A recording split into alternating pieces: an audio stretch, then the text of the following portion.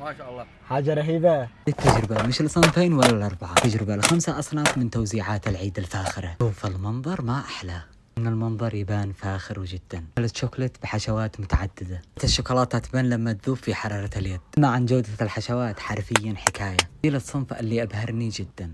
الحلويات الشامية أنا مجربها في أكثر من دولة. صراحة أنا متفاجئ إنه مشروع منزلي ينافس البراندات العالمية.